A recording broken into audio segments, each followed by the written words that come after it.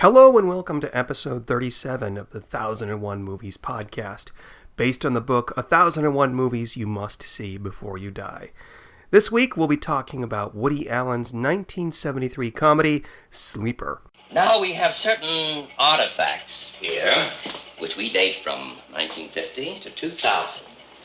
We'd like any information you can give us on them. Very little exists. For instance... This was Joseph Stalin. He was a communist. I was not too crazy about him. Had a bad mustache, a lot of bad habits. This is Bela Lugosi. He was the mayor of New York City for a while. You can see what it did to him there. You know, this is Charles de Gaulle. He was a very famous French chef. Had his own television show. He showed you how to make soufflés and omelets and everything. This is Scott Fitzgerald over here, very romantic writer, big with English majors, college girls, you know, nymphomaniacs. Very well. This is Chiang Kai-shek, who I was not too crazy about either. This is Billy Graham.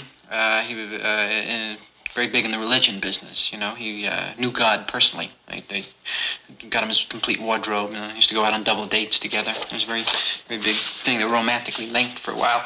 This is some girls burning a brazier. You notice it's a very small fire. This, I don't know what that is. It's a photograph of Norman Mailer. He was a very great writer. He donated his ego to the Harvard Medical School for study. And this I can tell you already. This is a centerfold from a magazine we used to call Playboy, which these girls didn't exist in actual life. You know, they were rubberized. You had to blow them up, and then you'd fasten it, and you could spread ointment on them or anything else that you. I'll just take this, and study it later and give you a full report on it.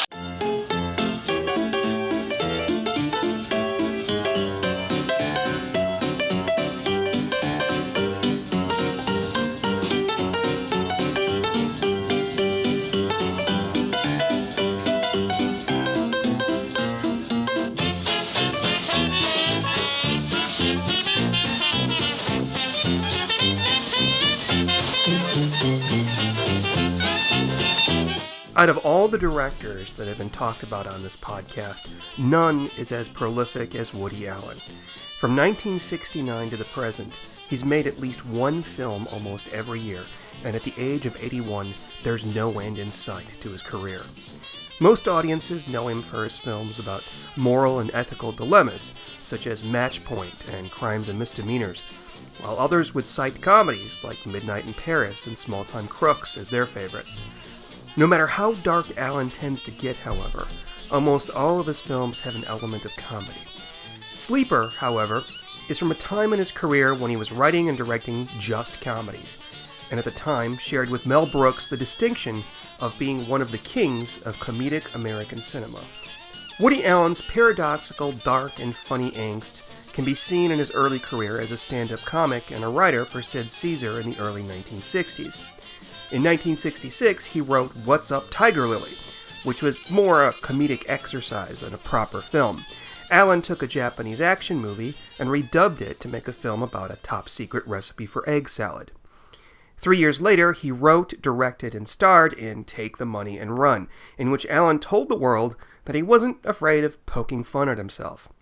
After the film's crashing success, Allen would have complete creative control over every film he made, and he followed it up with Bananas and Everything You Always Wanted to Know About Sex But Were Afraid to Ask, both of which were also written, directed, and starring himself.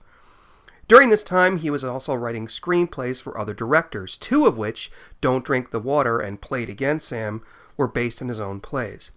Everything was coming up Woody Allen in the late 60s and early 70s. Sleeper must have been based loosely on the H.G. Wells novel The Sleeper Awakes, the story of a man who awakens in the future after being asleep for 200 years. Allen and his writing partner Marshall Brickman don't give credit to the novel in the film's credits, but the plots are eerily similar, not to mention the titles. In both the book and the film, the protagonist finds himself an unwilling pawn in a plot to topple the police state of the future. Obviously, Allen plays the juxtaposition of the neurotic Miles Monroe with the dystopian future for laughs. Allen later explained that he intended to tell the story in two films, the first being about Miles's life before he's put to sleep, and the second similar to the film we have today. For practical reasons, that idea was put to bed by Allen and the producers. It would simply take too long to make.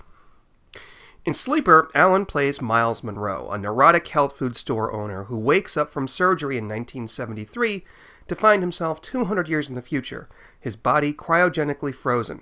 Miles ends up amidst the revolutionaries seeking to overthrow the police-controlled government, and along with Luna, played by Diane Keaton, is recruited to kidnap the leader's nose, the only body part that remains of him after an explosion. All of this is amidst the usual pratfalls, one-liners, and love story that had become the norm in Allen's films. All of the elements of Allen's early career are in Sleeper, including obvious inspiration from Buster Keaton and Charlie Chaplin, self-effacing humor, clarinet music played by Allen himself, and the appearance of his muse and former girlfriend Diane Keaton as the female lead. The two of them had seen each other romantically at one point, but by the time they began working on this film, their relationship had become platonic. Needless to say, the film was yet another notch on the belt that was Woody Allen's successful career, but it wasn't long before he would turn his eye on more serious matter. After making Manhattan and Interiors, Allen wrote and directed Stardust Memory. It was in this film that he confronted the issue of his changing subject matter from comedy to drama, in the form of Martians landing from above and telling the filmmaker, "You want to do mankind a service? Tell funnier jokes." Allen had made it clear to his fans that his days as a strictly comic filmmaker were behind him, but by no means was his career anywhere near an end. Films such as Annie Hall, Manhattan, The Purple Rose of Cairo, Hannah and Her Sisters, and Crimes and Misdemeanors delight and marvel audiences still. What did I think of Sleeper? Out of the 37 movies covered so far in this podcast, this is the one I have earliest memories of. It is, with its PG rating, an entirely appropriate comedy for children. There's no sex, no swearing, no violence, and much of the comedy is physical, such as a sequence in which Miles goes undercover as a servant robot and unintentionally causes a vat of pudding to go wild. Imagine my disappointment when, at 10 years old, my parents took me to see Hannah and Her Sisters. But Sleeper is still really hilarious. When I talked about Ariel last week, I mentioned the deadpan reactions of the characters as they shuffle through life.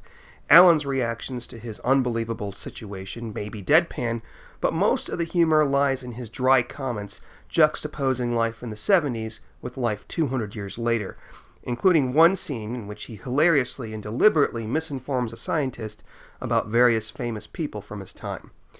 Much of that dialogue remains in Allen's films 40 years later, but Sleeper is also peppered with short segments played to the tune of clarinet jazz that are clearly inspired by Buster Keaton and Charlie Chaplin. In one scene, Miles attempts a quick escape off of a roof using a ladder that is too short to reach the ground. He succeeds unexpectedly and hilariously. Allen also took some inspiration from films like 2001: A Space Odyssey and A Clockwork Orange, using minimal but bizarre set design to bring his police state of the future to life. While I said that this was perfect for younger viewers, there are references about drug use and sex that would go over most children's heads. Rather than smoke weed or make love on the year 2173, people would rather rub their hands on a stimulating and addictive orb, or take a quick spin in the patented orgasmatron. The irony is that Allen's predictions about life 200 years in the future hold true 40 years later, when many people have exchanged human communication and contact for communication through social media and their smartphones. Finally, the film has one of the first mentions of cloning ever, another prediction that has come true. The film only stumbles when it resorts to poking fun at an effeminate gay man, but this is merely a few seconds long. Sleeper is a product of its time only in that it is a product of Woody Allen's early career. Otherwise, it still stands up today as a solid comedy. That's all I had to say about Sleeper. Tune in next week when we talk about The Conversation, the 1974 film directed by Francis Ford Coppola. In the meantime, feel free to email any questions or comments to 1001moviespodcast@gmail.com. Follow me on Twitter at 1001moviespc, and look for the podcast on Facebook. Until next time, happy viewing.